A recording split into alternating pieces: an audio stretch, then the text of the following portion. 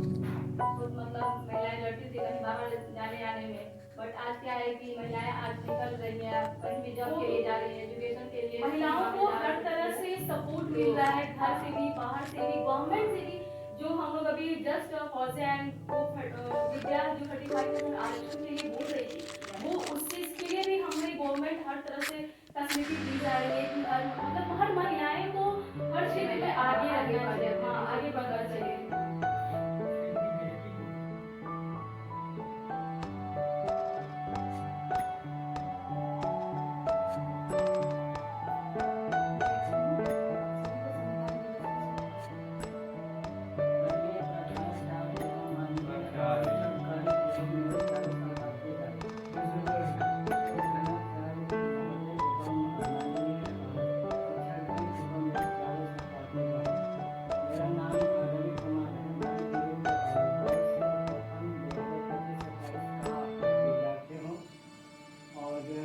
मैं संविधान दिवस के अवसर पर आपको सुनाना चाहता हूँ। जैसा कि आप सभी जानते हैं कि आज का दिन हमारे लिए आज के दिन हमारा जो संविधान है वो पारित किया गया था। हमारा संविधान 26 नवंबर 1949 को पारित किया गया और हमारे संविधान के निर्माण में जो अनेकों महापुरुषों ने योगदान किया, लेकिन डॉक्टर भीमराव अम्बेडकर का जो योगदान था वो अहम था। डॉक्टर भीमराव अम्बेडकर का जो पूरा नाम था डॉक्टर भीमराव रामजी अम्बेडकर था।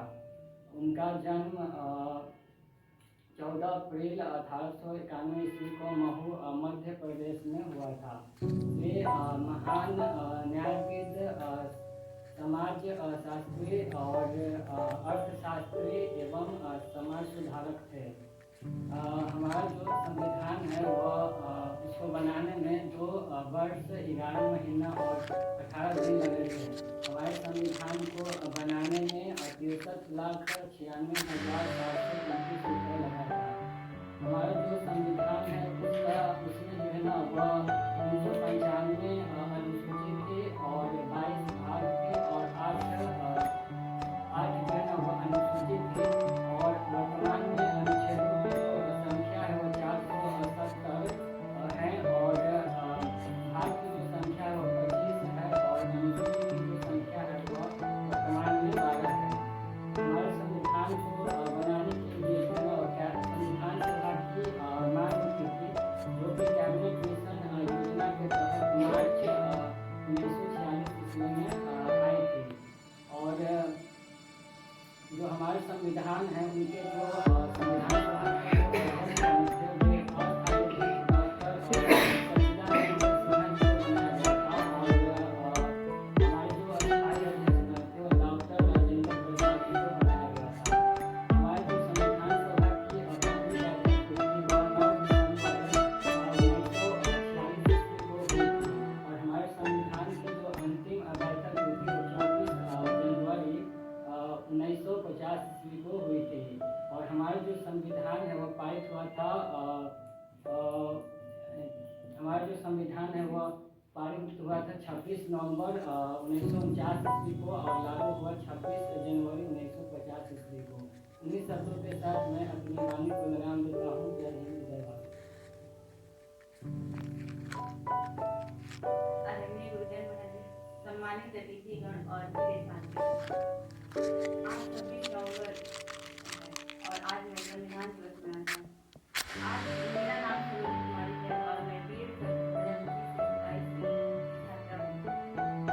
आज मैं संविधान दिवस के अवसर पर आप सभी के समक्ष हिमग्राम की जड़ी देखी वो हुआ अंधियारा है, सबसे न्यारा सबसे प्यारा ये संविधान हमारा। ना कोई भेदभाव ना कोई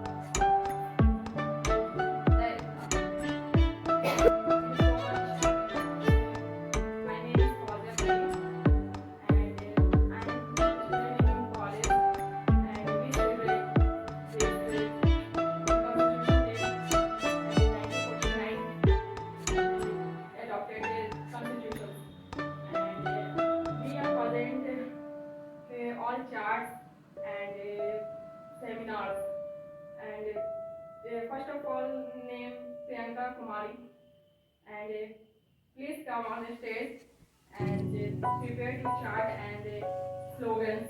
Respected teachers and students, today we celebrate Constitution Day and 26th November 2025, and the Constitution is a tribute to Dr. Bhimrao Ambedkar, and this is celebrate of Constitution is 26th November 1949, and there are fundamental rights and right to equality and right to freedoms and right to education.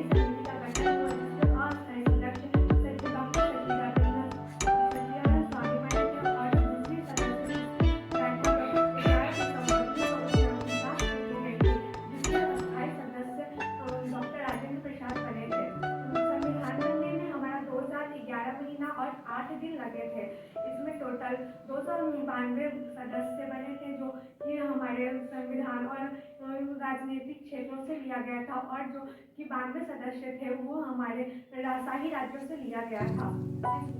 My dear friends, good morning to all of you. I am Preeti Kumari. I know today is 26th November. Today is Constitution Day. So we celebrate Constitution Day.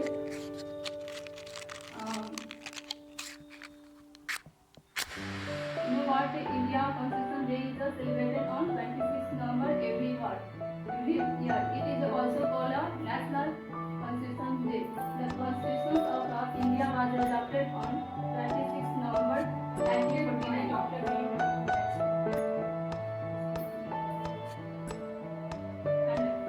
आज का हमारा topic है संविधान।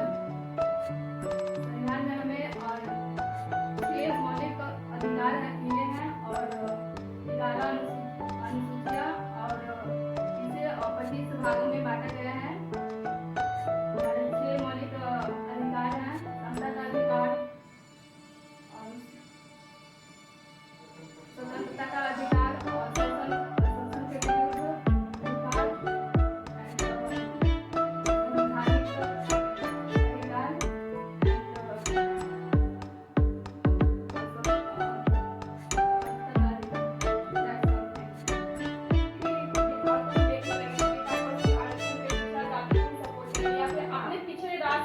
Supporting के लिए औरतों को जो 45% आरक्षण मिल रहा है वो कहीं ना कहीं सही है। तो आपके अनुसार आप क्या होना चाहिए? 35% आरक्षण जो दिया गया है उसमें महिलाएं अपना स्वाभिमान पे लड़ सकती हैं। हम कह सकते हैं इंक्रीमेंट, सबसे पहले वुमेन एम्पावरमेंट इंक्रीमेंट होना चाहिए। के भी ऐसे भी कई भी गांव हैं जहां पर अभी भी महिलाओं को मतलब देखा जाता है कि नहीं ये अभी आपकी बात बिल्कुल सही बोली है। एक तो उनकी कम वर्ष में शादी की जाती है, उनका हर पढ़ाई रोक दिया जाता है, उनका शिक्षण में मतलब बाधा लाया जाता है। तो हम इसीलिए तो 35% आरक्षण आया है, क्योंकि अगर वो शादी हो भी जाती है तो आप कम पढ़ के भी जॉब ले सकती हैं। ऐसा नहीं है अगर आरक्षण मिलता है आपको तो आप कम भी पढ़ के जॉब ले सकते हैं, फिर आगे फ्यूचर में आप कुछ कर सकती हैं। इसलिए तो आरक्षण जो लाया गया है उसके जो बढ़ावा दिया गया है महिलाओं को, तो मैं तो इस बात से पूरा एग्री करती हूँ। मैं भी आगे कर रही हूँ, सिर्फ बिहार के लिए, अदर स्टेट के लिए नहीं, क्योंकि हम लोगों की सिर्फ बिहार के लिए नहीं ये टॉपिक क्रिएट हो रही है। तो बिहार के लिए बहुत जरूरी है 35% आरक्षण आना चाहिए। क्या आप एग्री कर रही हो?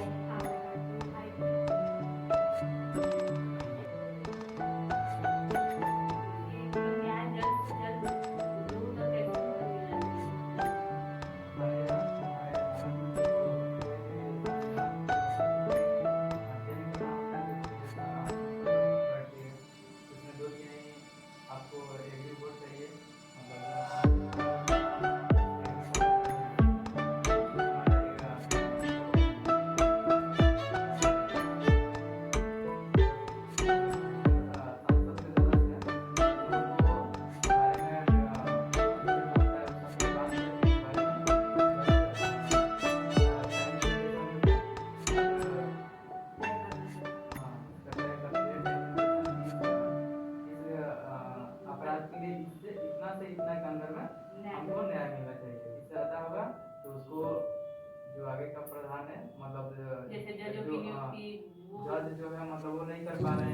पुलिस नहीं कर पा, वो टाइम पे नहीं पहुंचा पा रही है, उस पे कार्रवाई होनी चाहिए। जो पेंडिंग पड़े रहते हैं वो पेशेंट सबको मतलब उसके लिए ज़्यादा जल्दी से छुट्टी करनी चाहिए और ताकि समय पर न्याय मिल सके।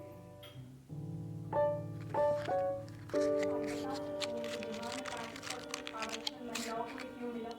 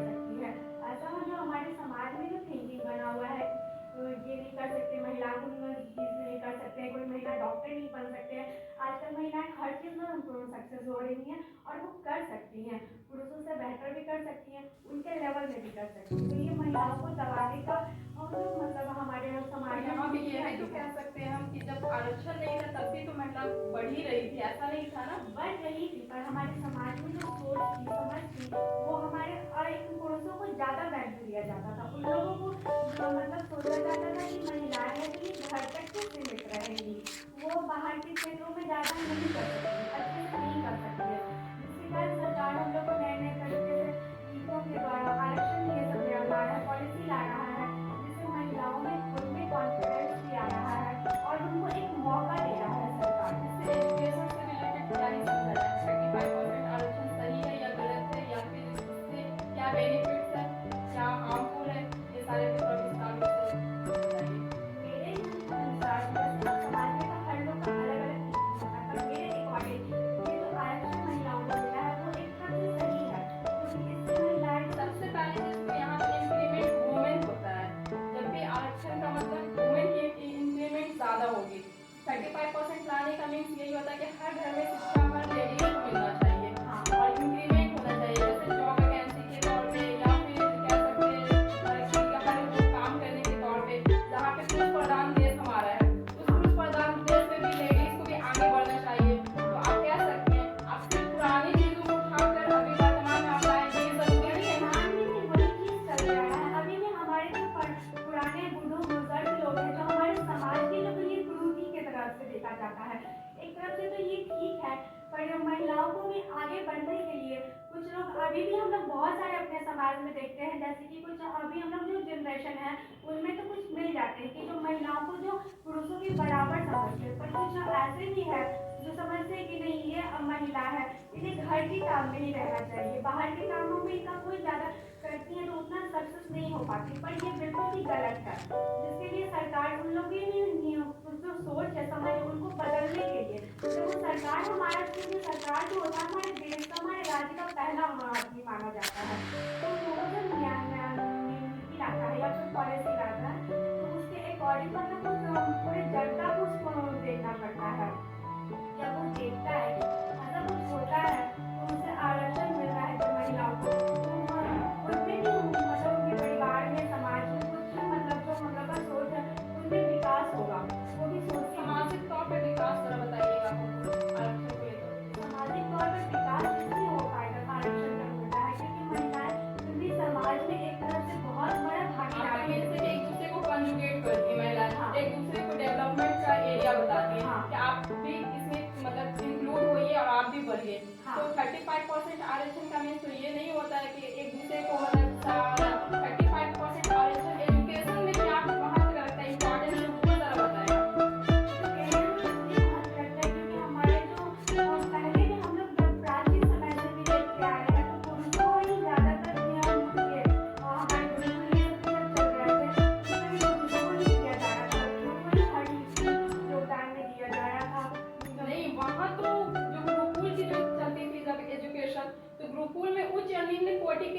साथ चेंजिंग होती हाँ, थी, पर वहाँ उसमें पे भी राजा की जो वाइफ होती थी रानी उनको भी दी जाती थी, दी जाती लेकिन थी, पर वो जो उच्च घराने से आती थी उनको दी जाती थी, सभी को नहीं दिए जाते थे। यहाँ पर हम लोग को सबको लेके चलना है, क्योंकि अभी तो जो निम्न जाति होते हैं ये उच्च जाति की ये सब कुछ नहीं वैल्यू करता है, तो सबको इक्वल लाना है। तो हम लोग अभी भी जैसे हमारे यहाँ जो उच्च कास्ट के लोग होते हैं उनके यहाँ तो होता है कि स्टार्टिंग से चलो उन लोग को पढ़ाई का दिया जाता है, पर निम्न स्तर में जो आते हैं उन लोगों का तो ये विज्ञान मतलब धारणा बन रखा है ना कि नहीं करना है तो बस भर्ती ही तक सीमित रहेगी औरतें, जबकि ऐसा नहीं है। और जब वो शिक्षा में विकास करेंगी तभी तो समाज में भी अपना योगदान देगी।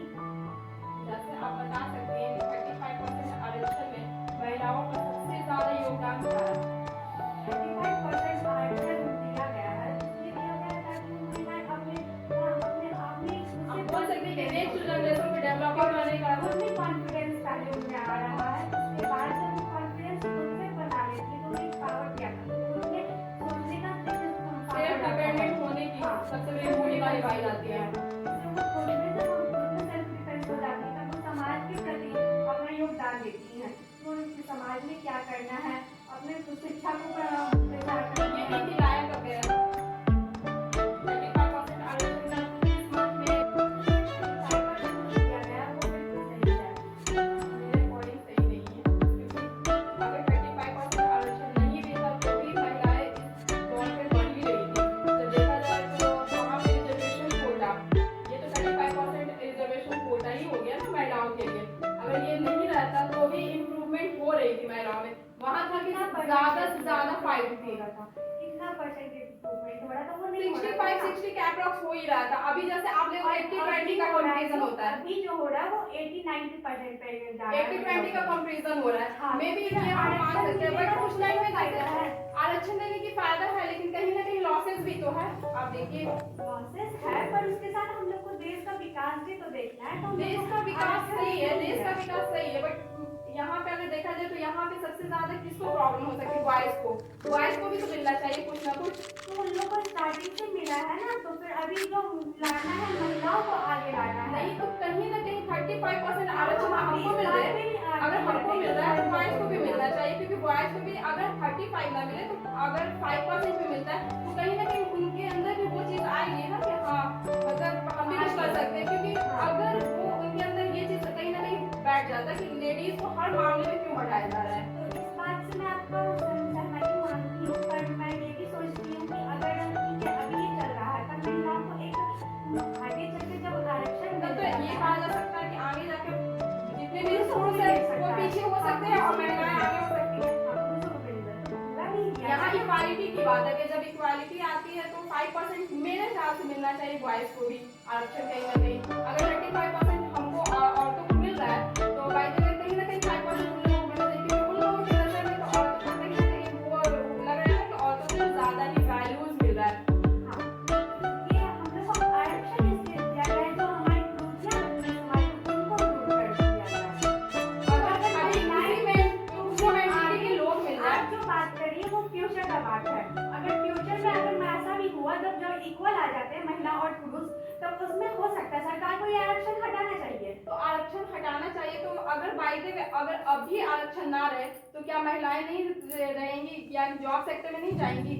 जाएंगी ना, जा रही है, पर हमारे कहीं ना कहीं फाइट हम लोगों की थोड़ा कम हो जाती है बॉयज के हमारे अकॉर्डिंग। समाज की कुरीतियां ही तो है। समाज की कुरीतियां देखना सही है, आज समाज हम समाज लोग की इस जनरेशन में है कि हम लोग सोचते हैं कि महिलाओं को है, पर हमारे जो पिछले जो जनरेशन में थे, हमारे जो बुजुर्ग लोग थे, उन लोगों का तो ये था ना कि घर की में महिलाएं घर के लिए होती हैं। पर लेकिन कहीं ना कहीं जो पहले से जो जितनी महिलाएं सफर कर रही थी इन चीजों से कि हम लोग घर में रह रहे, तो उन लोगों को भी कहीं ना कहीं ये था फील कि नहीं चलो ठीक है घर के बाहर जेंट्स ही कर रहे हैं। फील था, पर उनमें कॉन्फिडेंस नहीं था। जब सरकार उनका हाथ थाम रहा है, जब उनको आगे लाने की कोशिश कर रहा है, तो फिर महिलाएं भी अपना कदम बढ़ा रही है ना, तो आरक्षण देना आप एक बार कह सकते हैं कि आरक्षण बहुत सही है। हाँ, मेरे अकॉर्डिंग अभी के लिए फिलहाल के लिए आरक्षण सही है। फ्यूचर अगर दोनों को इक्वल तो हम कह सकते हैं कि दोनों जब सिमिलरिटी पे पहुंचेगा तो फिर दोनों की इक्वालिटी मिलनी चाहिए, तब तो वहाँ आरक्षण नहीं होना चाहिए। आपका यहाँ अकॉर्डिंग क्या होना चाहिए? वहाँ पर शायद आरक्षण ना हो, वहाँ पर सरकार दूसरे नीति से मेरे अकॉर्डिंग फ्यूचर में जब भी ये अगर दोनों इक्वल आ जाए तो आरक्षण हटा देना चाहिए, क्योंकि इससे बॉयज के अंदर कहीं ना कहीं डाउट आ जाता है कि महिलाओं को कुछ ज़्यादा प्रेफरेंस मिल रहा है।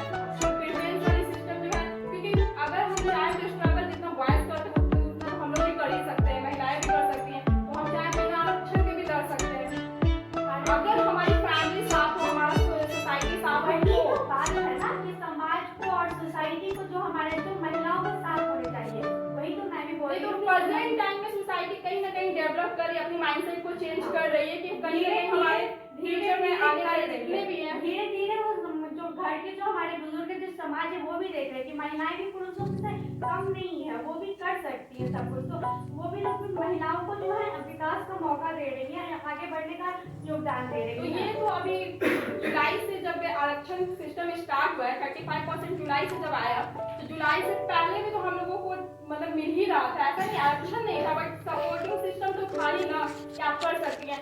अभी जैसे हम लोगों को 35% मिल रहा है, तो इससे हम लोग को एजुकेशन में बहुत सारे फायदे हो जाते हैं। सबसे ज्यादा एजुकेशन, जॉब वगैरह में फायदे हैं, ना कि यहाँ सोसाइटी डेवलप तो पहले से भी कर रहे हैं। जैसे एशियन टाइम में कुछ सोसाइटी डेवलप एकदम नहीं था, स्टॉपेड था, but present time municipal time से कहीं ना कहीं स्टार्टिंग हो ही रहा है।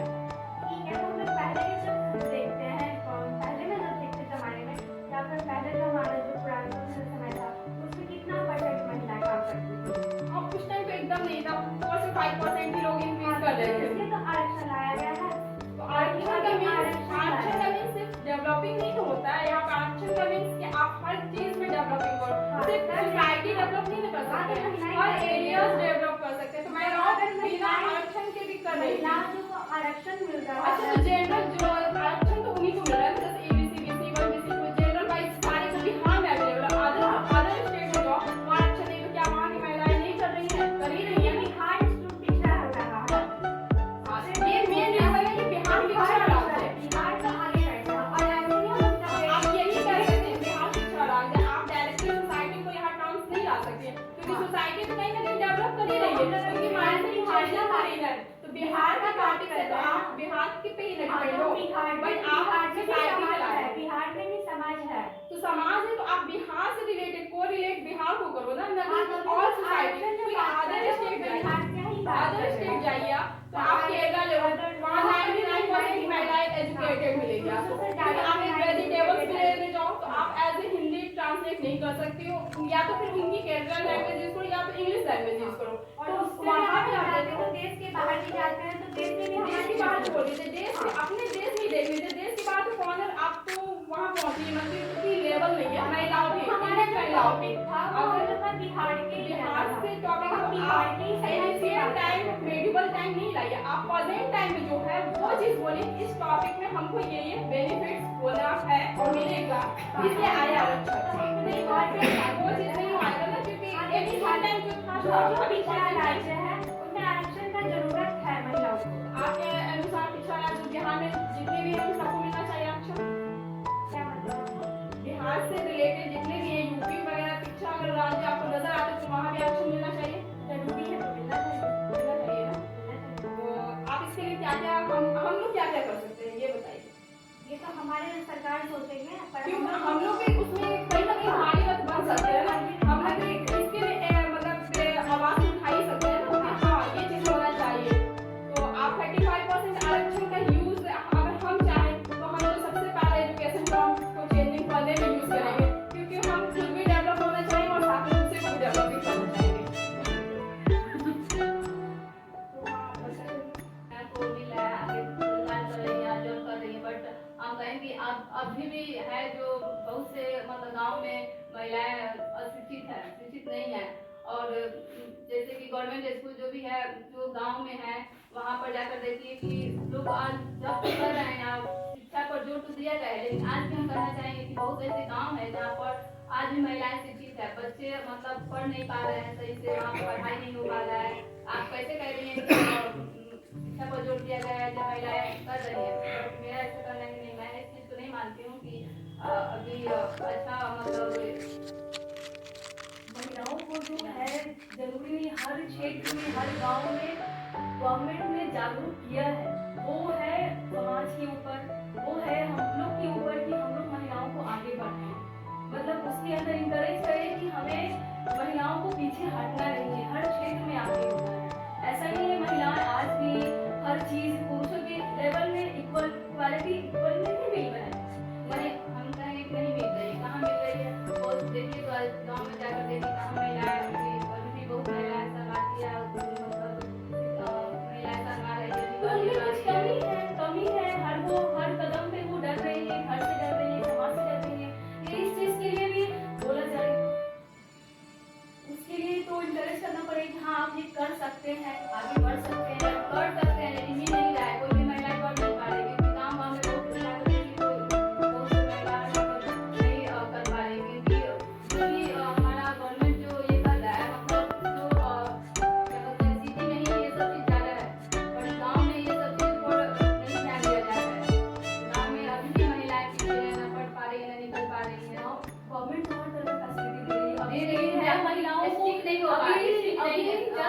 इलेक्शंस के पहले ही महिलाओं को 10,000 का जो मिल रहा था वो सपोर्ट वो हर महिला को मिल रहा है सपोर्ट। वो उस चीज का जस्ट लाइक एग्जांपल अभी जस्ट ही गवर्नमेंट ने 10,000 को किस थी वो रोजगार देने के लिए महिलाओं को आगे बढ़ने महिलाएं हाँ जरूर करेंगी। क्या आजकल कर सकते हैं? महिलाएं क्या हर नहीं चीज कर सकते? जरूरी नहीं है कि 10,000 में हम छोटा सा भी बिजनेस करेंगे कौन सा बिजनेस कर सकते हैं? 10,000 में खाने पीने में तो 5,000 से जरूरी नहीं है कि हम उस चीज को सकते हैं। हर फैसिलिटी गवर्नमेंट कर रही है हम लोग को उसके ऊपर हम लोग को जागरूक होना है। छोटे अमाउंट से हम लोग आगे बढ़ सकते हैं ऐसा नहीं है 10,000 सिर्फ अपना वोट पाने के लिए है और 10,000 अब वो देखिए हम लोग के सोच के ऊपर है कि हम उस 10,000 कोई रोजगार हम लोग का सोच के ऊपर है कि हम लोग उसको वोट पाने के लिए नहीं अगर दे ही सरकार तो उसका तो यूज करना है ना। अब या बिजनेस करके करो या छोटे मोटे कुछ भी कर सकते हैं। आजकल तो कुछ भी महिलाएं सिलाई वगैरह बहुत क्राफ्टिंग वगैरह करती हैं पेंटिंग वगैरह करती हैं उस चीज में भी आगे हो सकती हैं। बट अभी आगे देखिए क्या होता है। गवर्नमेंट तो हमारा मतलब इतना कुछ कर रहा है महिलाओं को बढ़ने के लिए बट आगे देखा जाए कि महिलाएं कितना आगे अपने दम पर खड़ी हो रही है क्या कर रही हैं। मैं समझ हूँ इस चीज़ के लिए कि हाँ गवर्नमेंट ने जो दिया है उस चीज़ का महिलाएं अपना यूज करें और आगे बढ़े अपने फ्यूचर में प्लान करें और महिलाओं को आत्मनिर्भर बनने के लिए आत्मसम्मान मिले और हमारे समाज के हर क्षेत्र में हमारे महिलाओं को आगे बढ़ना चाहिए ना कि पुरुषों की तुलना महिलाएं से वो महिलाएं हमेशा आगे ही रहनी चाहिए। Thank you. Myself Fauziya Parveen. I am a student and a future teacher in your college, and my hobbies are drawing books and copies and reading books. And today we celebrate this 26th November Constitution's Day. It's about Constitution's proved that Dr. Bhimrao Ambedkar and many fundamentals create, but 6 fundamentals are very improved and minority fundamentals first rights हो जाता है, second में आपका empowerment हो जाता है, third में आपका justice equality and contemporary हो जाता है, fourth में आपका women empowerment and category wise empowerment हो जाता है और fifth में आपका इंडियन ऑल कॉन्स्टिट्यूशन से empowerment आ जाता है। सिक्स में आपका all over Indian basics rules and fundamentals create होता है and there many fundamentals and many areas valuable Dr. Bhimrao Ambedkar adopted by Constitution Day and 1949 established the Constitution Day in our country and we celebrated this day and 2015 create this occasion in India and thank you so much.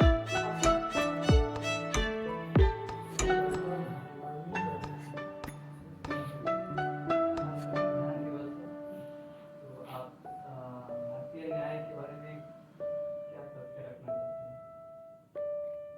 भारतीय न्याय मतलब जैसे हमारे संविधान में लिखा हुआ है उसके अनुसार जो अच्छे काम कर रहे हैं जो अच्छे काम कर रहे हैं उसके लिए उनकी मतलब न्याय मिलना चाहिए और जो बुरे कर रहे हैं उनके मतलब बुरे काम के लिए उससे सजा भी मिलना चाहिए। टाइम लिमिटेशन होना चाहिए अपराध में कितना टाइम के अंदर हमको जल्द से जल्द कोशिश करना चाहिए मतलब गवर्नमेंट को जल्द से जल्द कोशिश करना चाहिए कि इसका न्याय मिल सके। ऐसे नहीं किया गया तो बस कोशिश करना चाहिए कि जल्द से जल्द न्याय मिल सके। तो हमेशा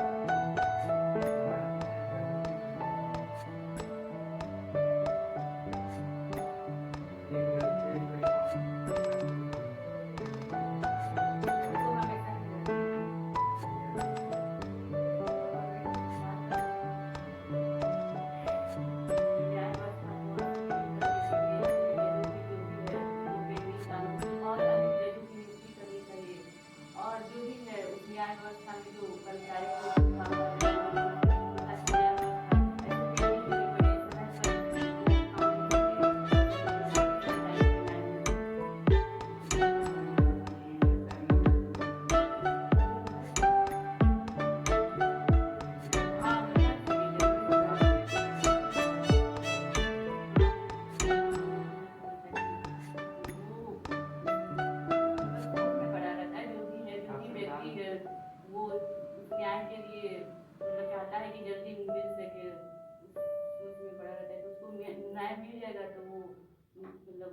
आराम से।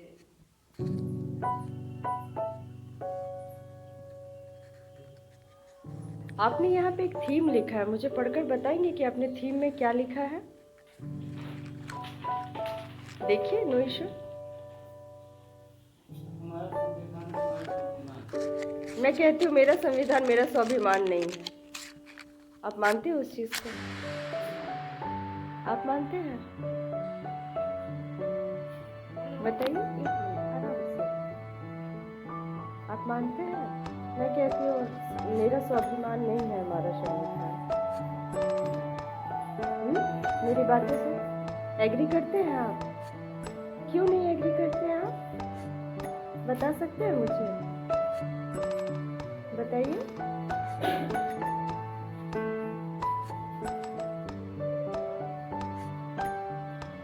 आप भारत में रहते हैं, आपको गर्व है कि आप एक भारतीय हैं?